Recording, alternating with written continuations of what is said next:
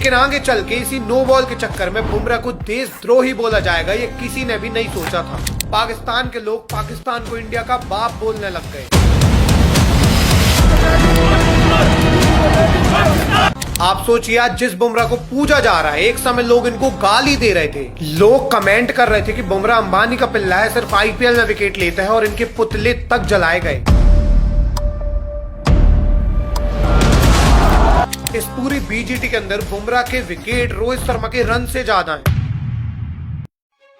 एकमात्र ऐसा बॉलर जिसने तीनों फॉर्मेट में आईसीसी रैंक 1 हासिल की। बुमराह फास्टेस्ट इंडियन बॉलर बने हैं to take 200 wicket in test cricket. Bumrah अभी पूरे वर्ल्ड में सबसे बेस्ट बॉलर है। 2020 cricket, ODI cricket, test cricket में ये पूरी दुनिया में डोमिनेट कर रहे हैं। इनका टेस्ट बॉलिंग एवरेज पूरी दुनिया में सबसे कम है। पर कैसे आज एक इंडियन बॉलर पूरी दुनिया में डोमिनेट कर रहा है? कैसे आईपीएल में कभी पर्पल कैप ना जीतने वाला प्लेयर आज आईपीएल का सबसे बेस्ट बॉलर है? आइए इस डिटेल्ड वीडियो में जानते हैं कैसे जसप्रीत बुमराह बने द गॉड ऑफ बॉलिंग। देखिए, कहानी की शुरुआत होती है 6 दिसंबर 1993 को, जब जसबीर सिंह बुमराह और दलजीत बुमराह के यहाँ एक लड़का होता है जिसका नाम रखा जाता है जसप्रीत जसबीर सिंह बुमराह, जिसे आप जसप्रीत बुमराह के नाम से भी जानते हैं। देखिए, इनके पापा जो थे जसबीर सिंह बुमराह, इनका एक बिजनेस था और इनकी मम्मी दलजीत बुमराह एक प्राइमरी स्कूल में प्रिंसिपल थी। अब देखिए, मैं इनके मम्मी पापा के बारे में क्यों बता रहा हूँ, क्योंकि आगे चल के इनकी मम्मी का इनकी लाइफ में बहुत बड़ा रोल था। अभी आगे जब कनेक्ट होगा तब आपको समझ में आएगा, बस आप वेट कीजिए थोड़ा सा। अब होता क्या है कि बचपन में बुमराह बाकी बच्चों की तरह क्रिकेट खेलते थे, हालांकि इनका बैटिंग से ज्यादा बॉलिंग में इंटरेस्ट था। एंड कमाल बात ये थी कि बॉलिंग हमेशा किया करते थे, पहला ओवर डाला करते थे हर मैच में, एंड ये हाथ घुमा के बॉलिंग किया करते थे। और ये जिस ग्राउंड में खेलते थे, ग्राउंड काफी छोटा था, और छोटा ग्राउंड होने के कारण इनका जो रनअप था वो काफी छोटा था, और छोटे रनअप में भी ये हाथ घुमा के तेज बॉलिंग करते थे। जब ये सब हो रहा था, इसी पर्टिकुलर टाइम में इनके पापा की डेथ हो जाती है और अब इनकी मम्मी के ऊपर पूरे घर की जिम्मेदारी आ गई। अब देखिए, इनकी मम्मी स्कूल की प्रिंसिपल थी, तो इन्होंने घर तो संभाल लिया, लेकिन बुमराह ने अपनी मम्मी से बोला कि इन्हें क्रिकेटर बनना है। अभी इनके पापा नहीं थे, इनके पापा की डेथ हो चुकी थी, और बुमराह कह रहे थे इन्हें क्रिकेटर बनना है। एक ऐसा करियर ये चूज करने वो कह रहे थे जो बहुत अनसर्टेन था। अगर आप क्रिकेट में सक्सेस रेशियो देखेंगे तो इतना कम है कि पूरे देश से 15 लोग बस सिर्फ मेन टीम में हैं। और ऐसे में इनकी मम्मी ने बोला कि अगर ये क्रिकेटर बनेंगे तो इनका करियर बहुत अनसर्टेन है, ये कैसे ही कर पाएंगे मैनेज आगे चल के। तो इन्होंने बोला कि इन्हें टाइम चाहिए, अगर ये क्रिकेट नहीं खेल पाते तो ये पढ़ाई से ही कुछ कर लेंगे। और इसके बाद इनकी मम्मी ने इन्हें बोला कि ग्रेजुएशन तक अगर ये क्रिकेट में काफी आगे चले गए तो ठीक है, नहीं तो फिर इन्हें पढ़ाई से रिलेटेड जॉब करनी पड़ेगी। मतलब अब ये पढ़ाई भी कर रहे थे और उसके साथ में क्रिकेट खेलने की भी इन्हें परमिशन थी। अब देखिए, जब बुमराह को क्रिकेट की परमिशन मिली तो इन्होंने अपने आप को इतना ज्यादा झोंक दिया क्रिकेट के अंदर कि सुबह से ये क्रिकेट खेलने जाते, इसके बाद ये स्कूल भी जाते, और स्कूल में भी ये स्कूल की क्रिकेट टीम में थे जहां पे अगेन क्रिकेट खेलते, और स्कूल क्रिकेट टीम में इनको वहां कोच भी मिल गए थे जो इनको बॉलिंग प्रैक्टिस कराते। शाम को आके फिर से क्रिकेट खेलते, और छुट्टियों के टाइम अगर ये घर में रहते तो पूरे दिन घर में ये बॉलिंग प्रैक्टिस करते रहते। इवन इनकी मम्मी ने तो ये भी बताया कि छुट्टियों में जब इनकी मम्मी दोपहर को सोती थी तो वो कहती थी बुमराह को कि अभी बॉलिंग नहीं करना, नहीं तो आवाज आएगी और मेरी नींद खुल जाएगी। तो ऐसे में बुमराह बॉल को दीवार की कॉर्नर में मारते थे ताकि आवाज कम आए, अगर बॉल टफ ही नहीं खाएगी तो आवाज कम आएगी। एंड ऐसे करके इनकी यॉर्कर बॉल भी स्टार्ट हो गई। देखिए, अभी तक सब सही जा रहा था, लेकिन प्रॉब्लम ये थी कि बुमराह सिर्फ क्लब क्रिकेट खेल रहे थे, ये अंडर 14, अंडर 16 नहीं खेले थे। एंड अगर ये एज ग्रुप क्रिकेट नहीं खेलते तो ये आगे नहीं बढ़ पाते। बट 17 साल की उम्र में जब बुमराह एक क्लब क्रिकेट का मैच खेल रहे थे तो यहाँ पे अंडर 19 की सिलेक्शन कमेटी के कोच अनिल पटेल आए हुए थे, और इन्होंने देखा कि ये बॉलर काफी अच्छी बॉलिंग कर रहा है हाथ घुमा के, और इसका यूनिक एक्शन बहुत कमाल का है। वो इनकी बॉलिंग से काफी इंप्रेस हुए और उन्होंने बाकी सिलेक्शन कमेटी के मेंबर से बोला कि अंडर 19 की टीम में इसको डाल देते हैं। बट होता क्या है कि बाकी कमेटी के जो मेंबर थे, इन्होंने बोला कि इसका एक्शन इलीगल है और आगे चल के बैन हो जाएगा। अब अनिल जी ने बोला कि अगर आगे चल के बैन होता है तो ठीक है, ये बाहर हो जाएगा, लेकिन अभी तो हम इसको अपनी टीम में डाल देते हैं, ये हमें काफी मदद करेगा। तो अब जाके बुमराह अहमदाबाद की अंडर 19 टीम में आ गए एज अ रिजर्व प्लेयर। अब देखो, ये आए तो एज अ रिजर्व प्लेयर थे, लेकिन 3 मैच जब अहमदाबाद जीत जाता है रेगुलर, तो चौथे मैच में पूरे रिजर्व प्लेयर को मौका दिया जाता है देखने के लिए कि कौन अच्छी बॉलिंग करता है, कौन अच्छी बैटिंग करता है। और इस मैच के अंदर बुमराह ने अकेले 7 विकेट ले लिए। और इसके बाद इनका चेन्नई के क्लब में सिलेक्शन हो गया, जहां पे इन्हें पहली बार ग्लेन मैग्रेथ मिलते हैं, जहां पे इनको ये बॉलिंग करते देखते हैं। मैग्राथ ने बोला कि बॉलर्स में जो भी यूनिक रहता है उन्हें वो कंटिन्यू करना चाहिए, क्योंकि वही उनकी पर्सनैलिटी डिफाइन करता है, आगे चल के वही उनको सबसे यूनिक बनाता है। एंड उन्होंने ये एडवाइस दी कि बुमराह को ये एक्शन कंटिन्यू करना चाहिए, उन्हें ये एक्शन कभी नहीं छोड़ना है, ये एक्शन वो करते रहे। वेल इसके बाद इनका सैयद मुश्ताक अली ट्रॉफी में सिलेक्शन होता है, जहां ये 9 मैच में 10 विकेट लेके गए थे। अब देखिए सैयद मुश्ताक अली 20 मैचेस की होती है और यहाँ पे 9 मैच में 10 विकेट 22 के एवरेज के साथ काफी बढ़िया था। इवन पहले ही मैच में इन्हें मैन ऑफ द मैच का अवार्ड मिला था और फाइनल मैच में इन्होंने 14 रन देके 3 विकेट लिए थे। और गुजरात ने इस साल सैयद मुश्ताक अली ट्रॉफी का टाइटल भी जीत लिया। और इसी पर्टिकुलर ट्रॉफी से बुमराह की लाइफ भी चेंज हुई। अभी कैसे हुई आपको थोड़ी देर में समझ में आएगा। देखिए होता क्या है कि सैयद मुश्ताक अली ट्रॉफी का एक मैच गुजरात और महाराष्ट्र के बीच में था। अब ये जो गुजरात और मुंबई का मैच था, यहाँ पे मुंबई इंडियंस के हेड कोच जॉन राइट आए हुए थे। एंड जॉन गुजरात की तरफ से अक्षर पटेल को देखने आए थे। वो चाहते थे कि मुंबई इंडियंस में एक बॉलर आए और इसलिए वो अक्षर पटेल को देखने आए थे कि अगर ये अच्छी बॉलिंग करता है तो इसको ऑक्शन में खरीद लेंगे ये। बट होता क्या है कि जॉन देखते हैं कि गुजरात की तरफ से एक यूनिक एक्शन बॉलर आया है जिसकी बॉल में कोई बैट्समैन रन नहीं बना पा रहा।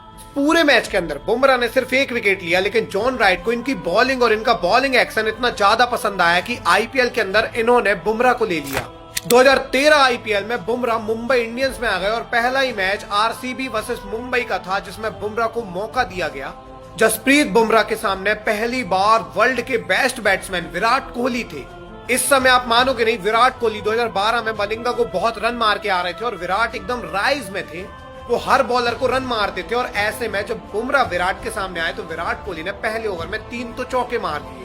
बट अगले ही ओवर में बुमराह ने कमबैक किया। उन्होंने एक इन स्विंगर से विराट को एलबीडब्ल्यू आउट कर दिया और इनका पहला आईपीएल विकेट विराट कोहली बने। एक्चुअली में बुमराह ने पहले ही मैच में 32 रन देके 3 विकेट लिए, जो काफी बढ़िया परफॉर्मेंस थी आईपीएल के डेब्यू मैच में। अब देखिए सब जा तो सही रहा था, लेकिन सेकेंड मैच में इनको 3 ओवर के अंदर 35 से भी ज्यादा रन पड़ गए और इसके चलते ये बाकी के मैच से ड्रॉप हो गए।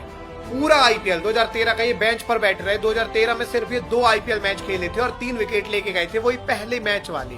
वेल इसके बाद मुंबई इंडियंस में इन्हें लथिस मलिंगा भी मिल गए, जो खुद भी यॉर्कर डालते थे और इनके भी बॉलिंग एक्शन में पहले सवाल उठा करते थे। सेम चीज अभी बुमराह के साथ थी, इनके भी बॉलिंग एक्शन में सवाल उठ रहे थे और ये यॉर्कर भी डालते थे। और ऐसे में बुमराह और मलिंगा की काफी अच्छी दोस्ती हो गई और मलिंगा ने बुमराह को बहुत ज्यादा सिखाया भी। अब देखिए बुमराह मलिंगा से सीख तो रहे थे, लेकिन 2013 के बाद जब 2014 का आईपीएल आया तो पूरे आईपीएल में बुमराह फ्लॉप रहे। 11 मैच में बुमराह ने सिर्फ 5 विकेट लिए पूरे आईपीएल में और इनकी इकोनॉमी 8 हो गई थी। और इसी सेम ईयर जब दिलीप ट्रॉफी हुई तो यहाँ पे बुमराह को नी इंजरी हो गई और इतनी ज्यादा इंजरी थी कि बुमराह को सर्जरी करानी पड़ गई।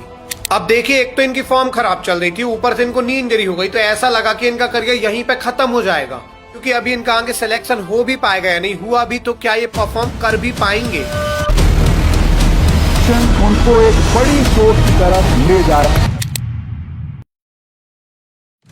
काफी सारे सवाल बुमराह के सामने आ गए थे, लेकिन नी इंजरी के बाद जब बुमराह रिकवर होते हैं तो 2015 दिलीप ट्रॉफी के अंदर बुमराह हाईएस्ट विकेट टेकर बने। एंड इसी टूर्नामेंट में मतलब दिलीप ट्रॉफी के अंदर एक मैच होता है गुजरात झारखंड के बीच में और झारखंड की तरफ से धोनी आए थे। और धोनी इसलिए आए थे क्योंकि धोनी को इंडियन टीम से रेस्ट दिया गया था और ये आके डोमेस्टिक खेल रहे थे, तो झारखंड के कप्तान इस मैच में धोनी थे। और आप सोच भी नहीं सकते कि एक दिलीप ट्रॉफी के मैच में स्टेडियम इतना ज्यादा भरा था कि जैसे इंटरनेशनल मैच चल रहा हो।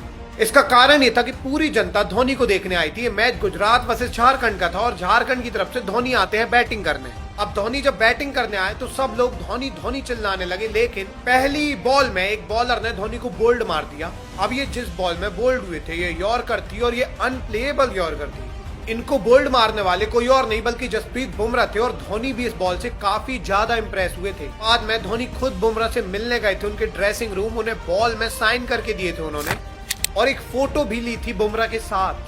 पर धोनी को भी नहीं पता था कि 2 महीने बाद ही ये प्लेयर खुद टीम इंडिया में आने वाला है और इनके अंडर खेलने वाला है। देखिए दिलीप ट्रॉफी के जस्ट बाद 23 जनवरी 2016 को बुमराह इंडियन टीम में आ जाते हैं जब इन्हें ओडीआई कॉल आता है। होता क्या है कि इंडिया और ऑस्ट्रेलिया की सीरीज होनी थी ओडीआई और 2020 और यहाँ पे बुमराह को सिलेक्ट किया गया। एंड पहले ही मैच में ऑस्ट्रेलिया पहले बैटिंग करने आई। 330 रन ऑस्ट्रेलिया टीम ने बनाए और इस पूरे मैच के अंदर उमेश यादव जिनके हाथ में लीडिंग बॉलिंग थी, इनको 8 ओवर में 82 रन पड़े। आशीष नेहरा जिनका करियर का एंड चल रहा था, इनको लिटरली 10 ओवर में 60 रन पड़े और बुमराह ने अपने डेब्यू मैच में 10 ओवर में सिर्फ 40 रन दिए और 2 विकेट भी लिए। He made a fabulous debut in ODI और इसके बाद 3 दिन बाद 26 जनवरी को जब इनका 2020 क्रिकेट में डेब्यू हुआ तो यहाँ पे सिर्फ 3.3 ओवर मतलब 21 बॉल डाल पाए और इसमें 23 रन देके 3 विकेट ले गए। ओडीआई और 2020 के अंदर बुमराह की बॉलिंग काफी कमाल थी और ये one of the best debut करके दिए थे इंडिया को। इवन इसके बाद ही जब आईपीएल हुआ 2016 का तो यहाँ पे बुमराह पहली बार पूरे 14 मैच खेलते हैं और 15 विकेट भी लेके जाते हैं। एंड जब बुमराह 2020 ओडीआई में इतना अच्छा परफॉर्म कर रहे थे तो 2016 वर्ल्ड कप के लिए बुमराह को सिलेक्ट किया गया। पहले ही साल में डेब्यू करने वाले इस नए यंग प्लेयर को वर्ल्ड कप में रखा गया था। देखिए 2020 वर्ल्ड कप में इंडिया ने बहुत ज्यादा डोमिनेट किया और बहुत आराम से सेमीफाइनल में पहुंच गए थे। सेमीफाइनल के अंदर इंडिया और वेस्ट इंडीज का मैच होना था जिसमें इंडिया पहले बैटिंग करने आती है और विराट कोहली 89, रोहित शर्मा 43, अजिंक्य रहाणे 40। इंडिया ने लिटरली 20 ओवर में 192 का स्कोर बनाया और इंडिया के इस पूरे इनिंग के अंदर 2 विकेट बस गिरे थे। आप ये समझिए कि 2 विकेट बस गिरे थे, इसका मतलब कि इंडिया इससे ज्यादा स्कोर बना भी नहीं सकती थी। और जब वेस्ट इंडीज इस स्कोर को चेस करने आई तो वेस्ट इंडीज का दूसरे ही ओवर में पहली बॉल में बुमराह ने विकेट लिया और ये विकेट क्रिस गेल का था। इस समय क्रिस गेल दुनिया के सबसे बड़े हिटर थे, सब कह रहे थे कि गेल चल गए तो मैच वैसे भी खत्म है, बट गेल का विकेट बुमराह ने ले लिया था पहली ही बॉल में। इवन सैमुअल्स भी 8 रन के स्कोर में आउट हो गए थे और वेस्ट इंडीज के 2 विकेट बहुत जल्दी गिर गए थे। देखिए इसके बाद बैटिंग करने सिमंस आते हैं और सिमंस 18 रन के स्कोर में आउट हो गए थे, लेकिन अश्विन की बॉल नो निकल जाती है। अब ये बॉल तो नो निकल गई थी, लेकिन इसके बाद जब ये 50 रन के स्कोर में थे तो अगेन हार्दिक ने इनको लो फुल टॉस में आउट किया, पर बाद में हार्दिक की लो फुल टॉस भी नो बॉल थी और ये 2 नो बॉल हुई पूरे मैच के अंदर और दोनों नो बॉल में सिमंस के विकेट गिरे थे और बाद में सिमंस ने ही मैच जिताया। हालत तो ये हो गई कि 15 बॉल में 32 रन जब चाहिए थे तब भी सिमंस का विकेट गिर गया था, लेकिन कैच जो लिया था जडेजा ने बाउंड्री में ये 6 हो गया। सिमंस 3 जीवन दान के साथ पूरा मैच जिता के गए और नाबाद इनिंग खेली इन्होंने। इंडिया ये सेमीफाइनल मैच 7 विकेट से हार गई और लिटरली इंडिया को इतना ज्यादा ट्रोल किया गया जिसकी कोई सीमा नहीं थी। इस सेमीफाइनल के बाद इंडिया को इतना ट्रोल किया गया, लोग कहने लगे कि ये वर्ल्ड कप फिक्स था, ऐसे कैसे हो सकता है कि 3 बार सिमंस आउट हो जिसमें 2 तो नो बॉल निकले और तीसरी बार 6 हो जाए। हालांकि बुमराह को किसी ने कुछ नहीं बोला, भले ही इन्होंने 4 ओवर में 42 रन खाए क्योंकि नो बॉल तो अश्विन और हार्दिक ने डाली थी। लेकिन आगे चल के इसी नो बॉल के चक्कर में बुमराह को देशद्रोही बोला जाएगा, ये किसी ने भी नहीं सोचा था। होता क्या है कि 2016 के बाद जब 2017 आया तो जसप्रीत बुमराह ने आईपीएल के अंदर 20 विकेट लिए और इस सीजन आईपीएल जीतती है एमआई। अब बुमराह इस समय T20I में बहुत टॉप में जा रहे थे और इसीलिए आईसीसी का जब एक और इवेंट होता है चैंपियन ट्रॉफी, तो इसमें लीडिंग बॉलिंग बुमराह और भुवनेश्वर कुमार के हाथ में थी। बुमराह इस समय लाइमलाइट में आ गए थे और भुवी तो वैसे भी अपने टॉप में जा रहे थे। और देखिए पूरी चैंपियन ट्रॉफी के अंदर इजली इंडिया ने अगेन डोमिनेट किया और इंडिया फाइनल तक पहुंच गई और फाइनल होना था इंडिया और पाकिस्तान के बीच। अब ये जो मैच था ये दुनिया का सबसे बड़ा मैच था, वो इसीलिए क्योंकि इंडिया और पाकिस्तान का मैच वैसे भी बहुत बड़ी राइवलरी है और आईसीसी इवेंट का अगर फाइनल इंडिया पाकिस्तान के बीच हो तो इससे बड़ा मैच कैसे हो सकता है कोई भी। पूरे वर्ल्ड क्रिकेट की नजर इस मैच के अंदर थी और इसमें विराट कोहली ने जब टॉस जीता तो इन्होंने बोला कि हम चेस करेंगे। अब पहले बैटिंग करने आती है पाकिस्तान की टीम इस मैच के अंदर और भुवनेश्वर कुमार ने पहला ओवर मेडन डाल के पाकिस्तान के ऊपर थोड़ा प्रेशर डाला। इसके बाद चौथे ओवर में बुमराह ने पहली बॉल में फकर जमा को आउट कर दिया। फकर जमा को जब बुमराह ने आउट किया तो वो 3 रन के स्कोर में थे, लेकिन बाद में पता लगा कि बुमराह की बॉल नो बॉल थी और बाद में फकर जमा ने इस पूरे मैच के अंदर 114 रन बना दिए और इंडिया इस मैच को 180 रन से हार गया। इंडिया ने टोटल 158 रन बनाए और ये वही मैच था जब हार्दिक ने अकेले रन बनाए थे, सब लोग आउट हो गए थे, आमिर ने सबके विकेट लिए थे। पहले इस मैच के बाद पूरे देश में टीवी फोड़ी गई, लोग बहुत ज्यादा दुखी हो गए, लोगों में बहुत गुस्सा था। कुछ लोगों का कहना था कि ये मैच फिक्स है और लोग कह रहे थे कि हम खाना नहीं खाते और यहाँ पे इन लोग मैच फिक्स कर रहे हैं। औरतों ने खाना छोड़ के सबका मैच टीवी के सामने बैठ गए, पर इन्होंने हमारे साथ बहुत बड़ा धोखा किया। पूरी इंडियन टीम को फिक्सर बोला जाने लगा और सबसे बड़े लांछन लगाए गए जसप्रीत बुमराह के ऊपर। अब देखिए पूरा टारगेट बुमराह को किया गया क्योंकि फकर जमा ने ही सेंचुरी मारी थी पूरे मैच के अंदर और फकर जमा 3 रन में आउट हो गए थे, लेकिन वो बॉल बुमराह ने नो बॉल फेंक दी थी। इस समय जरूरत थी कि पूरे इंडिया के लोग सपोर्ट करें, पर बुमराह को देशद्रोही बोला जाने लगा। लोग कमेंट कर रहे थे कि बुमराह अंबानी का पिल्ला है, सिर्फ आईपीएल में विकेट लेता है और इनके पुतले तक जलाए गए। अभी लोगों ने 2016 वर्ल्ड कप से कनेक्ट करना शुरू किया, बोला 2016 वर्ल्ड कप भी हम नो बॉल के कारण हारे थे और 2017 भी हम नो बॉल के कारण हारे। पाकिस्तान के लोग पाकिस्तान को इंडिया का बाप बोलने लग गए। जयपुर पुलिस ने बुमराह को ट्रोल करते हुए पूरी सड़क में पोस्टर लगा दिए। आप देख सकते हैं पूरे जयपुर के अंदर ये लिखा हुआ था, don't cross the line, you know it can be costly. Pakistan got the trophy and Indians got zero. हम आपके कौन? बाप! आई थिंक ये बहुत बड़ी विक्ट्री है पूरी पाकिस्तानी अवाम के लिए, पाकिस्तान टीम के लिए। वेल, इतना कुछ होने के बाद भी बुमराह लगातार बॉलिंग करते रहे शांति से, उन्होंने किसी की बात में ध्यान नहीं दिया और पूरे 2017 के अंदर 23 ओडीआई में इन्होंने 39 विकेट लिए। इवन इसी साल इन्होंने 5 विकेट हॉल भी लिया था एक मैच के अंदर और ये इंडिया के लिए हाईएस्ट विकेट टेकर थे ओडीआई के अंदर। और इसी के चलते 2018 की स्टार्टिंग में जब टेस्ट सीरीज होती है साउथ अफ्रीका और इंडिया के बीच, तो यहाँ पे बुमराह को पिक किया गया पहली बार टेस्ट के अंदर। बुमराह का फाइनली टेस्ट डेब्यू हो गया और पहले ही मैच में बुमराह ने पहली इनिंग के अंदर 1 और अगली इनिंग के अंदर 3 विकेट लेके अच्छा डेब्यू किया था टेस्ट में भी। इवन तीसरे ही मैच में इन्होंने एक इनिंग के अंदर 5 विकेट हॉल लिए थे, जो काफी बढ़िया शुरुआत थी पहली सीरीज में। वेल, इसके बाद ही जब आईपीएल होता है तो यहाँ पे 14 मैच में 17 विकेट लेके जाते हैं और ये लगातार आईपीएल में कमाल की परफॉर्मेंस दे रहे थे। पूरे साल के अंदर 9 टेस्ट में 48 विकेट, 13 ओडीआई में 22 विकेट और 8 20-20 विकेट लेके Bumrah become the main face of Indian bowling. 2018 में तगड़ी परफॉर्मेंस देने के बाद 2019 में बुमराह इजीली इंडियन टीम में आ गए। 2019 में वर्ल्ड कप होने वाला था, ओडीआई वर्ल्ड कप, क्रिकेट का महाकुंभ, और यहाँ पे बुमराह का नाम था। लेकिन इससे पहले जब आईपीएल हुआ तो यहाँ पे एमआई ने टाइटल जीता एक बार फिर से और बुमराह ने पूरे आईपीएल में 19 विकेट लिए, जो एमआई के लिए हाईएस्ट विकेट टेकर थे फिर से। आप सोचिए, एमआई जब भी टाइटल जीता था हाईएस्ट विकेट टेकर बुमराह ही रहते थे। वेल, सबको उम्मीद थी कि बुमराह अब आईपीएल के बाद वर्ल्ड कप में भी कमाल करेंगे और जब वर्ल्ड कप स्टार्ट होता है तो यहाँ पे पूरे वर्ल्ड कप के अंदर बुमराह ने 9 मैच में 18 विकेट लिए। ये लीडिंग विकेट टेकर थे इंडिया के लिए। भले इंडिया सेमीफाइनल मैच हार के वर्ल्ड कप से बाहर हो गई, लेकिन बुमराह ने कुछ भी गलत नहीं किया। बुमराह को बहुत सम्मान दिया गया इस वर्ल्ड कप के अंदर। पूरे वर्ल्ड कप में बुमराह का एवरेज भी 20 था, मतलब ये हर 20 रन देने के बाद विकेट ले रहे थे, जो काफी बढ़िया था। वेल, 2019 में बुमराह ने अपना प्राइम अचीव कर लिया था। ये पूरे साल डोमिनेट किए थे, लेकिन 2019 के बाद जब 2020 आया तो इस साल आ गया कोविड। अब पूरा देश घर में बैठा था और पूरे आईसीसी के इवेंट रुक गए, पूरे मैचेस रुक गए। लेकिन इस साल जैसे तैसे आईपीएल कराया गया और आईपीएल के अंदर बुमराह ने लिटरली 27 विकेट लिए और एक बार फिर से एमआई ने कप जीत लिया।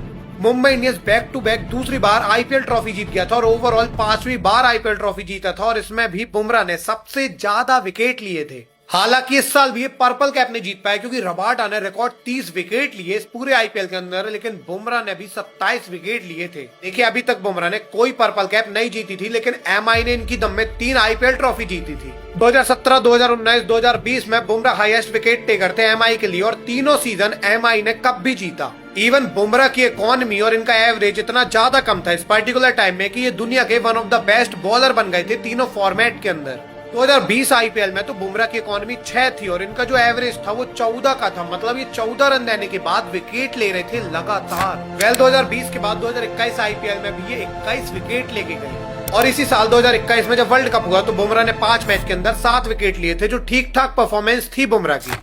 अब इस साल इंडिया ग्रुप स्टेज में बाहर हो गई थी क्योंकि इंडिया की बैटिंग अच्छी नहीं थी और इसी सेम ईयर विराट कोहली की कप्तानी भी उनसे छीन ली गई और इसके बाद रोहित नए कप्तान बनाए गए तीनों फॉर्मेट के अंदर।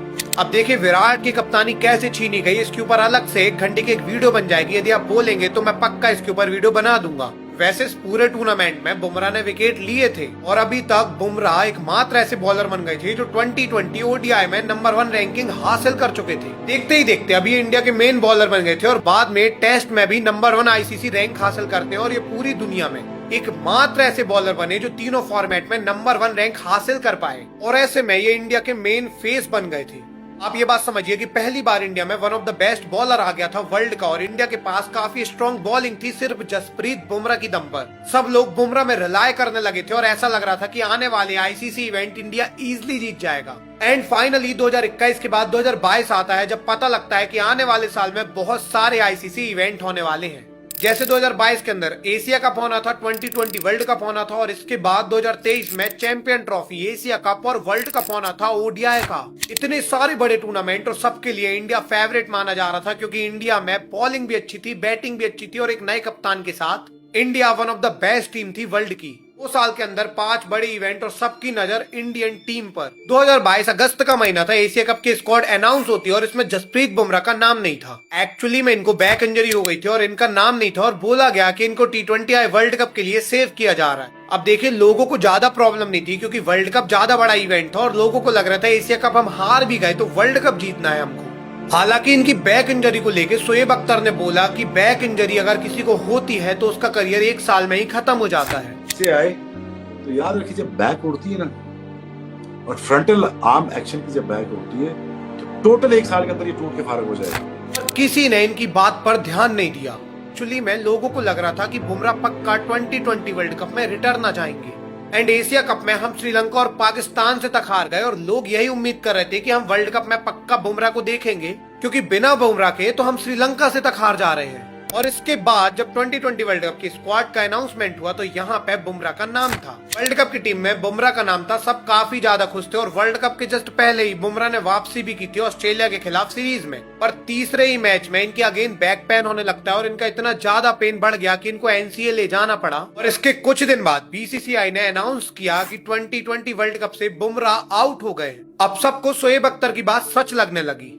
ये खबर पूरे क्रिकेट वर्ल्ड में आग की तरफ फैल गई और एक्चुअली में सब काफी ज्यादा गुस्सा थे। लोगों का कहना था कि IPL में ये पूरा फिट रहता है और वर्ल्ड कप आते ही साथ ये चोटिल हो जाता है। अभी लोग बुमराह की इंजरी का मजाक उड़ाने लगे, उन्हें सपोर्ट करने के बजाय कहने लग गए कि तू जाके IPL खेल। कुछ लोगों ने तो ये तक बोला कि आप जितनी भी ICC ट्रॉफी खेले हैं वो तो हमने वैसे भी नहीं जीती, तो ICC ट्रॉफी में आप वैसे भी क्यों रहोगे, आप जाके IPL Khelo and best of luck for the IPL। बड़ी खबर और बड़ी खबर है जसप्रीत बुमराह के बारे में। लोगों ने बुमराह को इतना ज्यादा ट्रोल कर दिया कि बुमराह को ये पोस्ट डालनी पड़ गई जिसमें लिखा था, you will never reach your destination if you stop and throw stone at every dog that barks. अब बुमराह भी इस ट्रोल से परेशान हो गए थे, वो भी बहुत ज्यादा सह रहे थे, वो भी चाहते थे उनकी इंजरी ठीक हो लेकिन वो रिकवर कर ही नहीं पा रहे थे। लगातार शोएब अख्तर की बात सच लग रही थी और ऐसे में T20 वर्ल्ड कप में इंडिया काफी आसानी से सेमीफाइनल तक पहुंच गया। बट सेमीफाइनल मैच इंडिया और इंग्लैंड के बीच होना था और इस मैच में इंडिया पहले बैटिंग करने आती है और इंडिया ने 168 रन बनाए। इंडिया ने बहुत मेहनत की थी रन बनाने के लिए और 168 रन कोई छोटा स्कोर नहीं था। देखिए, भले ही नॉर्मल मैच में 169 का टारगेट एक छोटा स्कोर हो सकता है लेकिन सेमीफाइनल जैसे मैच में ये बड़ा स्कोर है और ये इसलिए बड़ा स्कोर था क्योंकि बड़े मैच में छोटा स्कोर भी बड़ा बन जाता है क्योंकि आप जितने भी रन स्कोर बोर्ड में लगा दोगे इवेंचुअली सामने वाली टीम को वो रन आके चेस ही करना है और एक प्रेशर उनके दिमाग में है क्योंकि ये स्कोर सेमीफाइनल का है। बट जब इंग्लैंड 169 का स्कोर चेस करने आई तो 16 ओवर में इन्होंने इजीएस्ट चेस करके दिया पूरे वर्ल्ड का। सेमीफाइनल मैच में इतना इजी चेस आज तक पूरे वर्ल्ड क्रिकेट में कभी नहीं हुआ था जितना इंग्लैंड ने करके दिखाया। 16 ओवर में 169 रन चेस करके इंग्लैंड ने मैच 10 विकेट से जीता। भुवनेश्वर कुमार से लेके समी सबको मार पड़ी और सबका एक ही नाम था कि बुमराह कहाँ है। सबको लग रहा था अगर बुमराह होते तो शायद ऐसा ना हो पाता, बुमराह टॉप विकेट निकाल लेते और बाद के समी और भुवनेश्वर कुमार विकेट ले ही जाते। पर बुमराह तो अभी भी बैक इंजरी से परेशान थे। हालांकि 2022 एंड होने के बाद जनवरी 2023 में बुमराह को फिट डिक्लेयर कर दिया गया और बुमराह को ऑस्ट्रेलिया के खिलाफ सीरीज में वापसी कराने की बात हो रही थी। पर ट्रायल्स में बुमराह के फिर से बैक पेन होने लगा और वापस ये NCA में चले गए। अगेन सब कहने लगे कि ये सिर्फ IPL में फिट रहता है, IPL आते ही साथ ये फिट हो जाएगा। इनकी नेशनल टीम मुंबई इंडियंस है और ना जाने लोगों ने क्या क्या बोला। एक्चुअली में लोग इसलिए गुस्सा थे क्योंकि अभी वर्ल्ड टेस्ट चैंपियनशिप होने वाला था, उसके बाद ODI वर्ल्ड कप था और बुमराह ऐसे में चोटिल थे और लोग इन्हें गालियां दे रहे थे भर भर के। आप सोचिए, आज जिस बुमराह को पूजा जा रहा है एक समय लोग इनको गाली दे रहे थे। वेल, सबको लगा कि बुमराह IPL में पक्का रिटर्न आएंगे लेकिन पहली बार बुमराह IPL में भी नहीं थे। पूरे IPL में बुमराह हमको नहीं देखे क्योंकि बुमराह सही में चोटिल थे और इसी वजह से बुमराह अब इसी चोट की वजह से IPL से भी बाहर हो चुके हैं। सबको समझ आया कि बुमराह एक्चुअली में चोटिल है क्योंकि IPL भी नहीं खेल रहे। अभी तक तो लोग मजाक समझ रहे थे, अब सभी लोग काफी टेंशन में आ गए। सबको लगा ये WTC खेल पाएंगे या नहीं, ये ODI वर्ल्ड कप खेल भी पाएंगे या नहीं, क्या बुमराह हमें कभी देखने को भी मिलेंगे। शोएब अख्तर की बात सच लगने लगी, सबको लगा कि ये बैक इंजरी से खत्म हो जाएंगे। इवन बड़े बड़े बॉलर इंजरी के चलते अपने करियर से हाथ धो बैठे हैं। इवन भुवनेश्वर कुमार भी 2019 में इंजरी के बाद अपनी स्विंग खो बैठे थे जिनके कारण उनका करियर खत्म हो गया। वैसे इसके ऊपर मैंने पहले एक वीडियो बना दिया जिसको आप जाके देख सकते हैं, डिस्क्रिप्शन में लिंक है या फिर चैनल में भी आप जाके देख सकते हैं। वेल, IPL के बाद जब WTC का फाइनल हुआ तो इसमें भी बुमराह का नाम नहीं था। वर्ल्ड टेस्ट चैंपियनशिप फाइनल जो जून 7 तारीख को होना है उससे भी बाहर हो चुके हैं। और इंडिया ने WTC का फाइनल 209 रन से गवा दिया। 209 रन की इतनी बड़ी हार। उमेश यादव जैसे बॉलर ने 23 ओवर डाले थे और एक विकेट तक नहीं ले पाए थे क्योंकि बुमराह इस मैच में थे ही नहीं। इंडिया की बॉलिंग लाइनअप इतनी कमजोर थी कि ऑस्ट्रेलिया इजीली 400 रन बना रहा था इस मैच के अंदर। इंडिया के पास बुमराह का कोई रिप्लेसमेंट नहीं था। देखिए इसी सेम टाइम में इंडियन टीम के कैप्टन रोहित शर्मा ने भी बोला कि बुमराह का रिप्लेसमेंट कहां से लाएं। उनके जाने से पूरी इंडियन बॉलिंग टीम कमजोर हो गई है।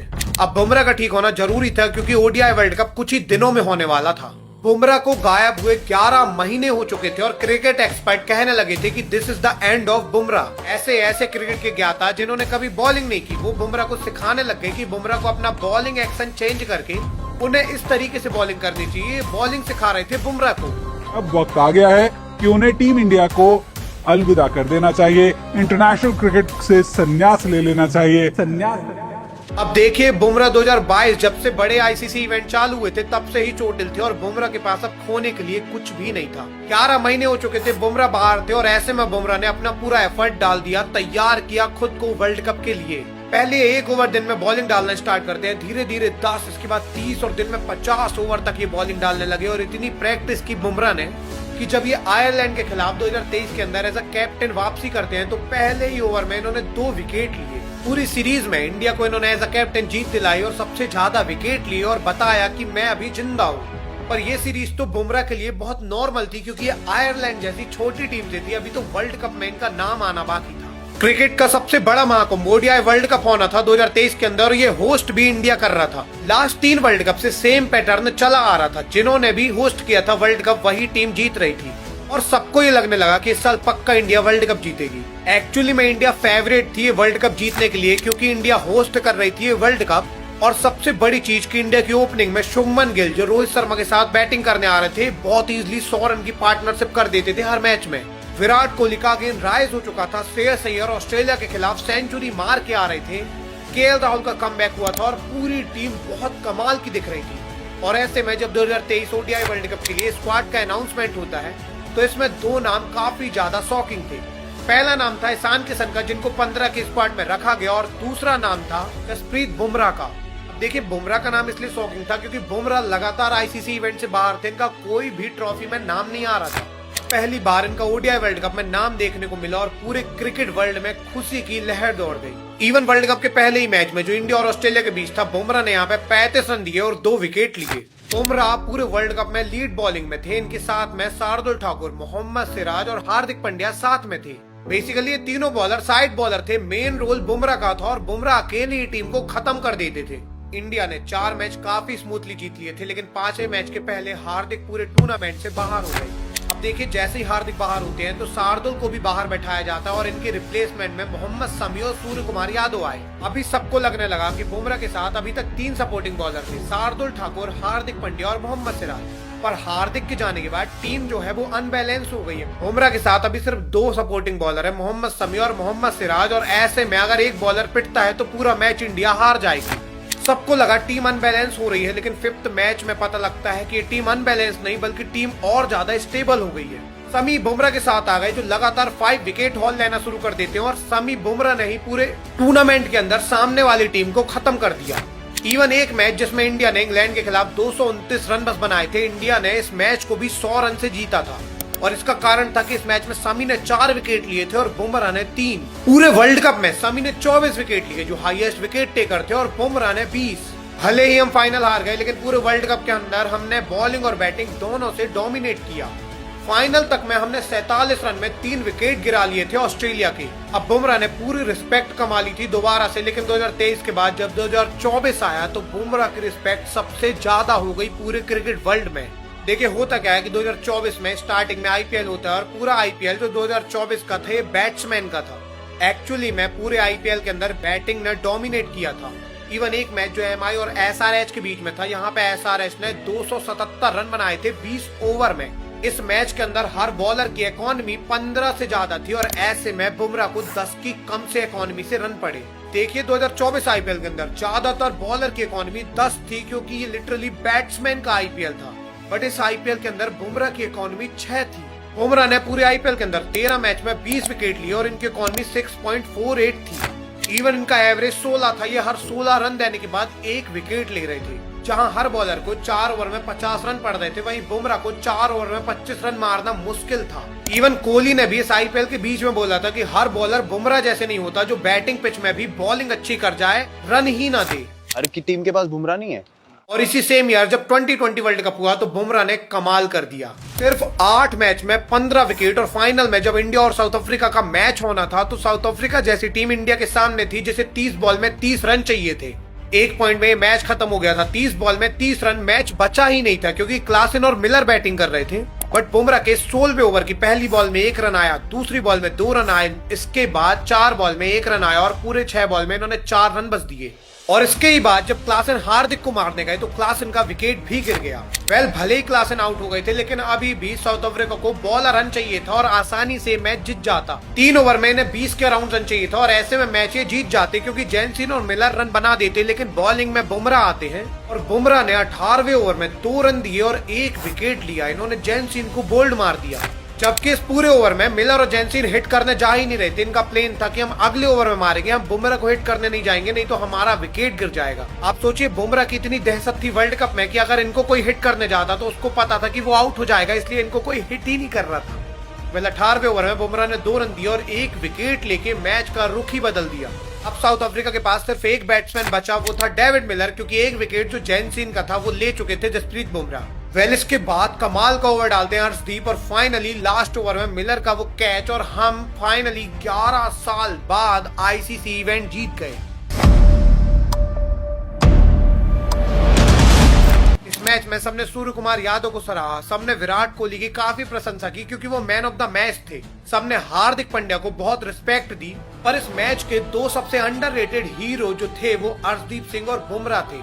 बुमराह ने पूरे मैच के अंदर 4 ओवर में 18 रन दिए थे और 2 विकेट लिए थे। और सिराज नहीं बल्कि पूरी दुनिया भी अब सिर्फ जसप्रीत बुमराह पर भरोसा कर रही थी। इसके बाद बीजीटी होती है और इसके अंदर पहले ही मैच में बुमराह को कप्तान बनाया गया क्योंकि रोहित शर्मा अपने सेकेंड चाइल्ड के कारण घर में थे और सीरीज ज्वाइन नहीं कर पाए थे। ऐसे में ऑस्ट्रेलिया ने पहली इनिंग में 150 रन के स्कोर में इंडिया को ऑल आउट कर दिया। ऐसा लगा कि इंडिया पहला मैच आसानी से हार जाएगा, पर जब सेकेंड डे का टेस्ट स्टार्ट हुआ तो बुमराह ने कमाल ही कर दिया। उस्मान ख्वाजा से लेकर पैट कमिंस सबको बुमराह ने आउट किया। इन्होंने 30 रन देके 5 विकेट लिए और 104 रन के स्कोर में ऑल आउट कर दिया ऑस्ट्रेलिया टीम को। सेकेंड इनिंग में भी बुमराह ने 3 विकेट लिए। ये पहले ही मैच में मैन ऑफ द मैच बने और ये इस टीम के कैप्टन भी थे और यहाँ पे इंडिया मैच भी जीत गई। इवन 4th टेस्ट मैच में जब ऑस्ट्रेलिया के 80 रन में 2 विकेट गिरे थे तब बुमराह ने 91 में 6 कर दिए और लास्ट विकेट भी जब गिर नहीं रहा था तो वो भी बुमराह ने ही गिराया। इस पूरी बीजीटी के अंदर बुमराह के विकेट रोहित शर्मा के रन से ज्यादा है। भले ही इंडिया मैच हार जाए, भले ही बैटिंग कोलैप्स हो जाए, बॉलर्स एक भी विकेट न ले पाए, लेकिन बुमराह सबसे ज्यादा विकेट लेते हैं हर मैच में।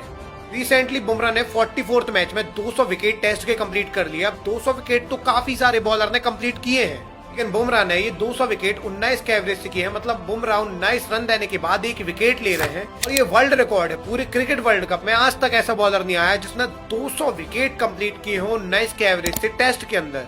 इवन इनसे पहले 20 का एवरेज था लोएस्ट, लेकिन बुमराह ने ये रिकॉर्ड भी तोड़ दिया। अभी तो बुमराह के करियर का स्टार्ट है क्योंकि बुमराह आने वाले टाइम में काफी टाइम तक खेलने वाले हैं क्योंकि अभी इनकी उम्र भी 30 ही है। और बुमराह ने इशारा भी किया है कि आने वाले टाइम में वो कैप्टन बनना चाहते हैं टीम के और ग्रेटेस्ट कैप्टन बन के भी शायद ये निकले। क्योंकि एक इंटरव्यू में जब इनसे पूछा गया था कि इनका फेवरेट कैप्टन कौन है तो इन्होंने बोला कि ये खुद अपने फेवरेट कैप्टन है। इन्होंने बोला कि जब भी इन्होंने कप्तानी की है तो वो मैच इंडिया ने जीते हैं और इमरान खान जैसे बड़े बॉलर पाकिस्तान के one of the finest captain थे, इसलिए चाहते हैं कि ये भी टीम इंडिया की कैप्टनसी करें। और अगर ये टीम इंडिया के कैप्टन बनते हैं तो पहली बार क्रिकेट इतिहास में हमें इंडिया को एक ऐसा बॉलर कैप्टन मिलेगा जो पूरे क्रिकेट वर्ल्ड को डोमिनेट करेगा और one of the greatest captain बनेगा एज अ बॉलर। वैसे हम आशा करते हैं कि बुमराह दुनिया के one of the greatest bowler तो बन ही गए हैं, one of the greatest captain भी बने। इंडिया आने वाले बड़े टूर्नामेंट जीते और इसमें बुमराह सबसे ज्यादा विकेट ले। वैसे आपको क्या लगता है, क्या बुमराह तीनों फॉर्मेट के ग्रेटेस्ट कैप्टन बन पाएंगे? कमेंट सेक्शन में ये भी बताइएगा कि ये वीडियो जो इतनी लंबी थी, क्या आपको ये लंबी वीडियो पसंद आई? अगर पसंद आई तो अगली वीडियो आपको किस टॉपिक में चाहिए, मैं अगेन इतनी लंबी वीडियो इस टॉपिक में बनाऊंगा। मिलेंगे किसी अगली वीडियो में, तब तक के लिए धन्यवाद।